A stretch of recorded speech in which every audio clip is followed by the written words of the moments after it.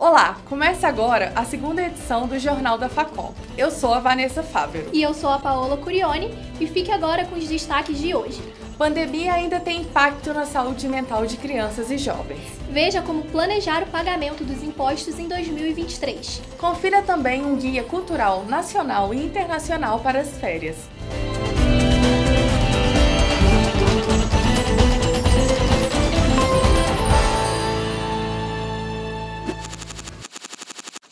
Os 2 anos de isolamento na pandemia ainda trazem impactos para a saúde mental de crianças e adolescentes. Em função do Janeiro Branco, o Jornal da Facom traz uma reportagem sobre o assunto. Na pandemia, lutamos contra o tempo que passava arrastado e ficamos dias longe da multidão. Todo esse isolamento causou quadros de ansiedade e depressão em crianças e jovens que perderam anos de suas vidas dentro de casa. Perdi uma das pessoas mais queridas que eu tinha, sempre ficava naquela depressiva. Acabei ficando um pouco mais ansiosa, dificuldade para dormir. Eu fiquei preso dentro de casa, não tinha as mesmas coisas, que um atleta faz. Queria ser produtiva, mas eu não conseguia. Por essas doenças serem vistas como frescuras pela maioria dos familiares, elas deixam de ser tratadas, prejudicando crianças e adolescentes. Então, qualquer tipo de doença, transtorno, quando você inicia o tratamento mais cedo, você tem uma qualidade de vida e melhora a sua qualidade. Então, a importância em cima disso. Eu acho que os pais, por preconceito, alguma coisa com a saúde mental, não levam. Deveria ler mais. Diante das banalizações a respeito da saúde mental, foi criado o Janeiro Branco, que visa dar atenção especialmente a essa parte de nossas vidas que muitas vezes deixamos de lado. E uma pesquisa realizada pela Universidade de São Paulo aponta que 1 em cada 4 crianças teve sintomas de ansiedade ou depressão na pandemia. É um fator muito grave para as crianças desenvolverem esses sintomas, ou transtornos mesmo relacionados à depressão e ansiedade. Mas a gente não tem só a pandemia como fator de causa. A gente tem também fatores hereditários, genéticos, fator do meio que a criança se encontra. Dona Marlene tem 4 netos e no período pandêmico percebeu que um deles começou a apresentar sintomas de depressão. Ele chora, ele tem medo. Uma discussão, um grito, ele fica arrasado. Onde eu vejo que tem uma solução, eu corro lá, peço pelo telefone mesmo. Mas infelizmente a burocracia de nos atender, não só a mim, os meus netos, mas em geral, muitas famílias que desconhecem os seus direitos, é muito grande ainda. E apesar da dificuldade de acesso a serviços públicos, a UFJF vem trabalhando para garantir que o maior número de pessoas possam receber o devido atendimento. O pai, a mãe identificou alguma coisa na criança, no adolescente, leve até o posto de saúde, o pediatra vai fazer uma primeira avaliação e fazer um encaminhamento via rede, que a gente fala para estar chegando a psiquiatria infantil aqui. Agora vamos falar de representatividade. Janeiro é o mês da visibilidade trans. A data, criada em 2004, reforça a importância da luta e respeito à população transexual, travesti e não binária. Apesar de alguns avanços com o uso do nome social, a criação do processo transexualizador pelo SUS e a retirada da transexualidade da lista de distúrbios mentais, o Brasil lidera o ranking dos países que mais matam pessoas trans no mundo, segundo os dados da ANTRA, Associação Nacional de Travestis e Transsexuais. E para marcar a data, acontece neste sábado e domingo a Marcha da Visibilidade Trans, organizada pela ASTRA, Associação de Travestis, Transgêneros e Transsexuais de Juiz de Fora. O evento contará com rodas de conversa, seminários e um momento cultural organizado pela Ballroom de Juiz de Fora. Novo ano, novas metas. Uma delas é colocar a cabeça no travesseiro e dormir tranquilo, sem pensar nas dívidas. Um objetivo que no país em que vivemos não é nada fácil de ser atingido. Minha vida financeira hoje é trabalhar para pagar a conta. Fica difícil, Fica apertado, mas a gente dá um jeito. Durante o ano inteiro, guardo um pouquinho do salário para poder no final do ano pagar as continhas. PTU e PVA material escolar. Início de ano já começam as preocupações com os novos boletos. Mal as contas do Natal e da viagem do Ano Novo foram pagas e já vem outras. Nesse cenário fica difícil terminar o mês no azul. Esse contexto, aliado a mudanças políticas e econômicas que ocorrem no país, pode aumentar o endividamento das famílias brasileiras. Segundo pesquisa divulgada em setembro do ano passado pela Confederação Nacional do Comércio de Bens, Serviços e Turismo, o índice bateu recorde, chegando a 79,3%. Quem faz de tudo para não integrar esse grupo é a Maria Aparecida, que se desdobra para fazer com que a aposentadoria seja suficiente para a sobrevivência dela e de seus filhos. É muito complicado manter tudo em dia, porque ao mesmo tempo que o salário aumenta, as coisas todas aumentam, como por exemplo luz, gás, aluguel, alimentação. Os fatores que contribuem para o drama dos brasileiros e os vilões dessa história são velhos conhecidos. A taxa de desemprego é de 8,7% da população economicamente ativa. São aí aproximadamente 9 milhões de pessoas desempregadas. E se a gente contar os desalentados, que são aquelas pessoas que desistiram de procurar emprego porque não conseguem e não entram na estatística do desemprego, temos mais 4 milhões. Então, nós temos aí 13 milhões de pessoas sem um trabalho formal. Então, aí acabam não conseguindo pagar suas contas. Além do desemprego, tem a própria questão dos juros altos. Mas tem como começar 2024 de uma maneira diferente? Para quem está na mesma situação que a Maria Aparecida ou já endividado, papel e caneta na mão ou bloco de notas aberto para anotar as dicas. Essas dívidas já começam a comprometer uma parcela muito grande da renda, está na hora da pessoa começar a pisar no freio e não fazer novas dívidas. E as pessoas que já ficaram inadimplentes, não conseguiram pagar algumas dívidas, eu aconselho fazer um mapeamento das dívidas. O que é um mapeamento? Ver tudo que deve, a quem deve, quais são as taxas de juros que estão pagando e buscar negociações com os credores.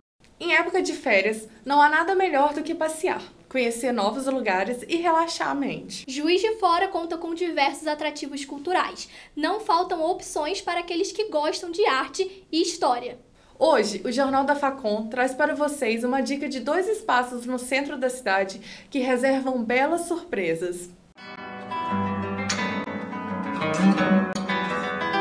O Museu de Arte Murilo Mendes foi inaugurado em 20 de dezembro de 2005.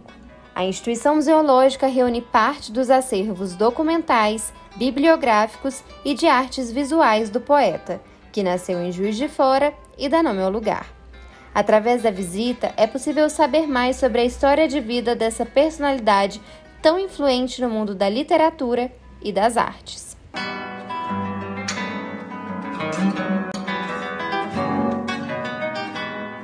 Importantes artistas do cenário mundial fazem parte do acervo do MAM. O espanhol Pablo Picasso é um deles. A obra tem atraído muitos visitantes interessados em ver de perto a escultura.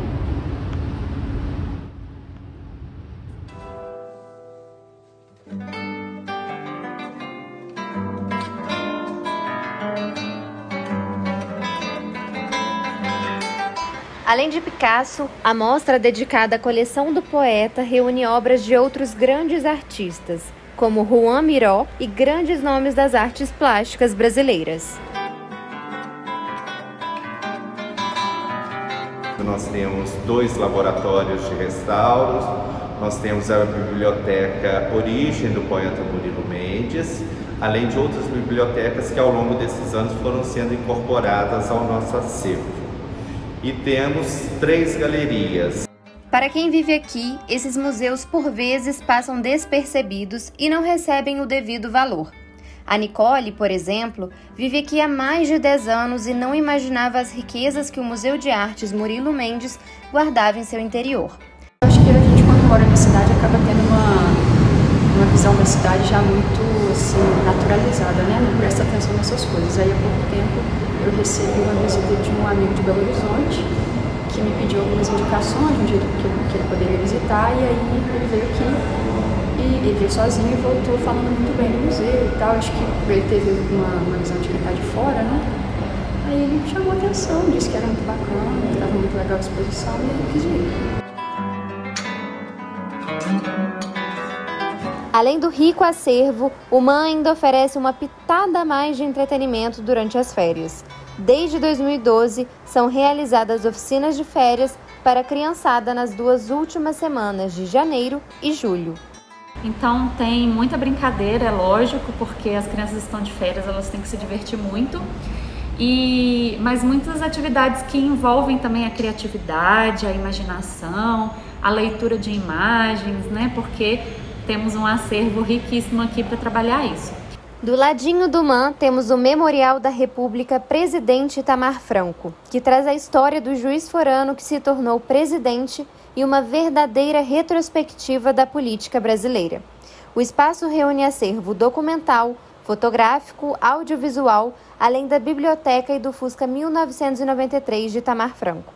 A instituição propõe atividades artístico-culturais abertas à comunidade, além de palestras, debates e exposições. O memorial busca, por meio da história, projetar um futuro democrático, livre e justo.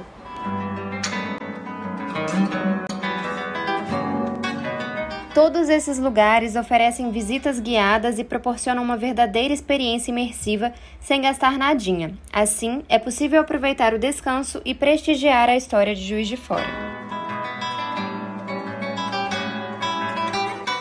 Há quem diga que em Juiz de Fora faça as 4 estações em um dia só. No começo do ano, durante o verão, essa sensação se intensifica. Dias de sol forte são interrompidos por dias frios e chuvosos. Essa variação exagerada do tempo acarreta o que os especialistas chamam de alergias de verão. Chuva, sol, chuva, sol. Essa mudança rápida no tempo tem sido um cenário comum nas cidades da região nas últimas semanas. Quando a chuva chega de surpresa, tem gente que está preparada, tem gente que se arrisca e segue o caminho. Para outros, a melhor opção é procurar um abrigo e esperar o temporal passar. Esse climatologista nos explica sobre as variações climáticas típicas do verão. Essa é a estação do ano na região sudeste do Brasil que se caracteriza pelos maiores volumes de chuva, né, pelas maiores quantidades de chuva e também pelas maiores temperaturas do ano. Então, o que acontece? O que vem sendo observado ao longo desse tempo, principalmente nos últimos 30 anos, é que a quantidade de chuva sobre a região aqui da Zona da Mata, ela vem tendencialmente apresentando um ligeiro aumento na quantidade de chuva durante a estação do verão. Os cuidados com a saúde devem ser tomados durante todo o ano, principalmente nesse verão atípico que estamos vivendo aqui em Juiz de Fora. A variação de temperatura tem ocorrido de forma muito rápida. Em Juiz de Fora, a amplitude térmica, que é a oscilação entre a temperatura máxima e a mínima registrada no único dia, tem variado de forma absurda. E é só olhar para cima que a gente percebe. Vem chuva aí. Segundo especialistas, entre as chamadas alergias de verão, as mais comuns são as brotoejas, a dermatite atópica, a urticária, conjuntivite, rinite e alergias alimentares. O tratamento alérgico é uma pirâmide. No pilar dessa pirâmide, no primeiro ponto dessa pirâmide, está o controle ambiental. Controle ambiental em relação ao ambiente que o paciente fica a maior parte do tempo, os adultos, o ambiente do trabalho.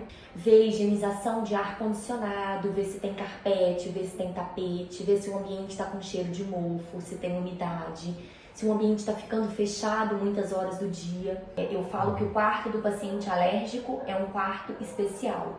É um quarto que não pode ter cheiro forte, não pode ter bichos frequentando aquele quarto. Um quarto que fique sempre com a persiana aberta, entrando claridade, com a luz solar, se puder, janela aberta.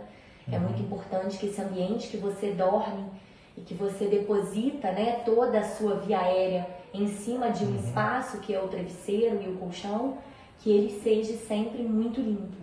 Um dos destinos mais procurados pelos brasileiros para passarem suas férias é Portugal, devido à familiaridade cultural e à língua falada.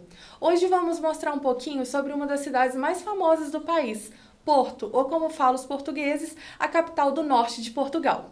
A repórter Paola Cogliatti, enviada especial do Jornal da Facom, traz os detalhes. Conhecida pelas belezas e monumentos históricos, a cidade de Porto encanta. Famosa pelo vinho, conhecido em todo o mundo, também atrai turistas fascinados pelas paisagens do Rio Douro. E hoje, o Jornal da Facom apresenta para vocês um breve roteiro dos locais que você não pode deixar de visitar quando estiver na cidade. A Catedral da Sé é um dos principais e mais antigos monumentos de Portugal, localizada no coração do centro histórico. Sua construção data da primeira metade do século XII, abrangendo características arquitetônicas dos estilos românico, gótico e barroco. Além da estrutura externa, seu interior também pode ser explorado pelos turistas, pois traz muitas obras e artefatos eclesiásticos de diversos séculos. Eu gosto bastante de coisas históricas, tudo relacionado à história. E a Catedral da Sé é um atrativo muito bom em relação a isso, porque além do fator histórico, tem também a sua beleza. Esse estilo de construção assim, um pouco mais antigo, que para quem é um apaixonado por história como eu, é um ponto fenomenal.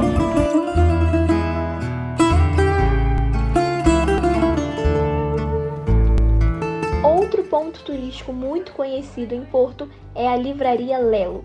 É uma das mais antigas e famosas de Portugal e completou este ano o seu 117º aniversário. A icônica Escadaria Vermelha,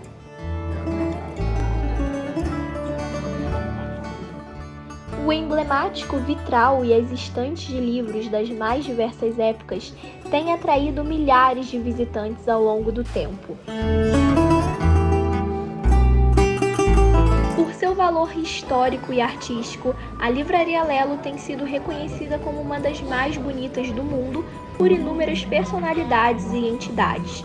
Além disso, muitos fãs da saga de Harry Potter ressaltam a semelhança das escadarias da livraria com as escadas de Hogwarts.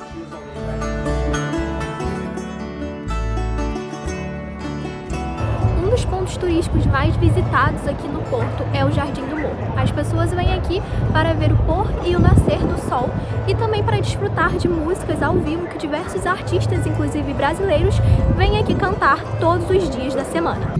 Faço hora, vou na valsa. Outra atração imperdível é ver o pôr do sol no Jardim do Morro, em Gaia.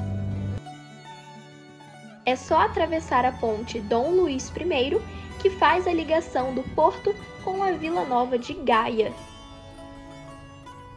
Outro bom programa é pegar o teleférico e descer até o cais para apreciar o mar e explorar as várias ruelas em estilo medieval que a cidade concentra. E para quem prefere uma vista de tirar o fôlego, pode subir até o famoso Mosteiro, que possui um magnífico miradouro para a zona histórica de Porto.